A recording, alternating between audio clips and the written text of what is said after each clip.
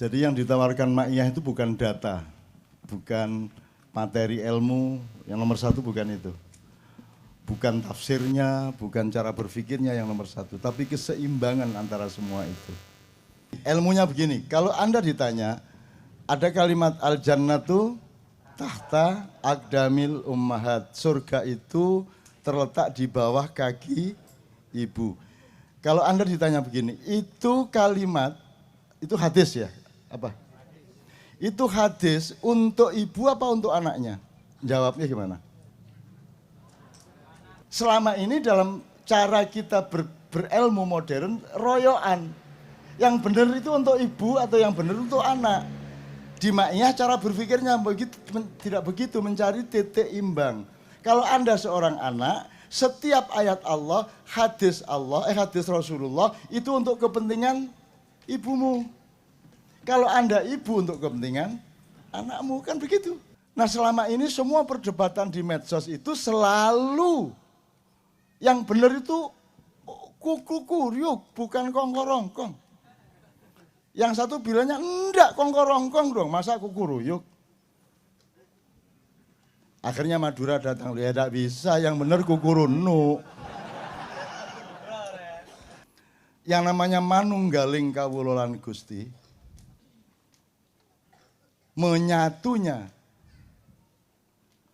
hamba dengan Tuhan, itu bukan Anda individu ketemu sama Tuhan. Karena kalau itu cuma urusan Anda sama Tuhan, ngapain jadi teori sosial? Ngapain dia ngomongin ke orang? Itu sudah urus-urus sendiri, mau ketemu Tuhan, mau ketemu hantu, terserah kamu. Tapi kalau sudah menjadi teori ilmu sosial, berarti dia harus bermakna sosial. Itu berarti ya politik, ya kebudayaan, ya ekonomi, ya segala macam. Maka manunggaling kawulan Gusti itu artinya adalah, menurut tafsir Ma'iyah, kalau engkau menjadi suami, kawulamu kan istri sama anakmu. Kalau rumah tangga berarti ya pembantumu, siapapun yang ikut di rumahmu. Kalau engkau presiden berarti semua rakyatmu. Kalau engkau wali kota, semua rakyatmu di Kota Madya itu. Kalau engkau gubernur, semua rakyatmu di provinsi. Kalau engkau pemimpin, maka Tuhan sama yang kamu pimpin harus menyatu di dalam hatimu. Anda lihat pementasan dari teman-teman kita tadi, trio apa namanya?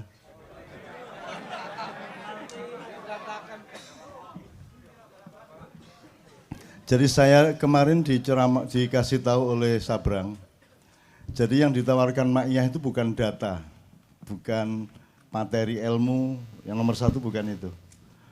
Bukan tafsirnya, bukan cara berpikirnya yang nomor satu, tapi keseimbangan antara semua itu.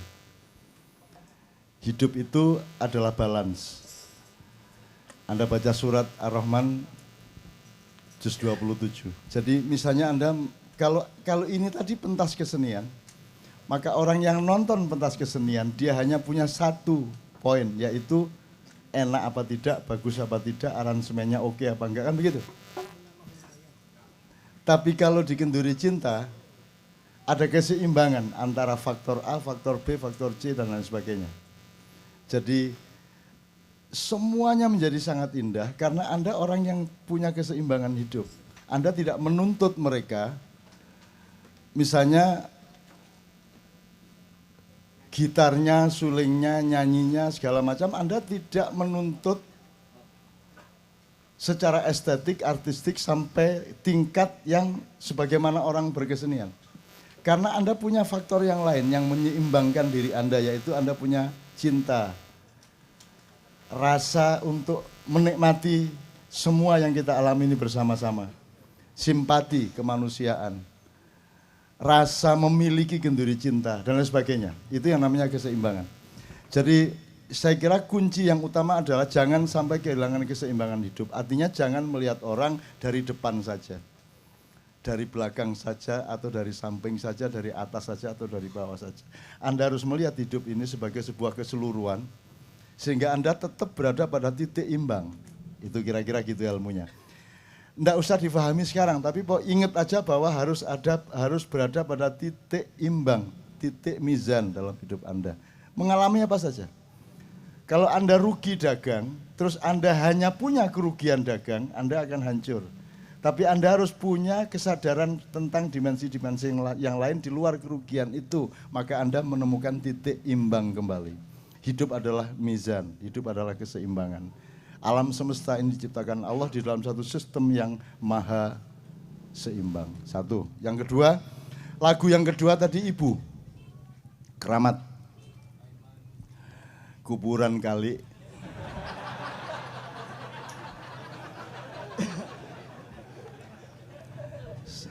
Senang sekali saya. Gini, ilmunya begini. Kalau Anda ditanya, ada kalimat al-jannatu tahta aqdamil ummahat. Surga itu terletak di bawah kaki ibu. Kalau Anda ditanya begini, itu kalimat, itu hadis ya? Apa? Itu hadis untuk ibu apa untuk anaknya? Jawabnya gimana?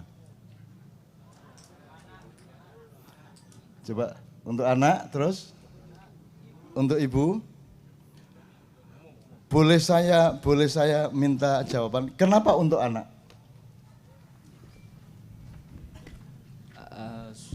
Supaya anak lebih berbakti sama ibu.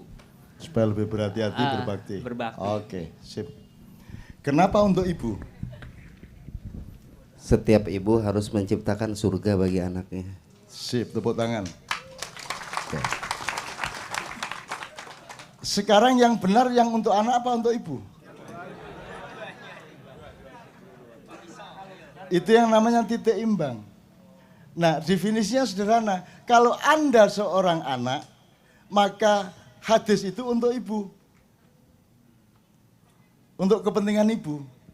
Kalau Anda seorang ibu, hadis itu untuk kepentingan anak. Kan sederhana toh? Selama ini dalam cara kita berilmu modern, royoan. Yang benar itu untuk ibu atau yang benar untuk anak. Di Ma'iyah cara berpikirnya tidak begitu, mencari titik imbang. Kalau Anda seorang anak, setiap ayat Allah, hadis Rasulullah itu untuk kepentingan ibumu. Kalau Anda ibu untuk kepentingan anakmu, kan begitu. Ibu saya sendiri menafsirkan karena dia ibu itu untuk kepentingan anak.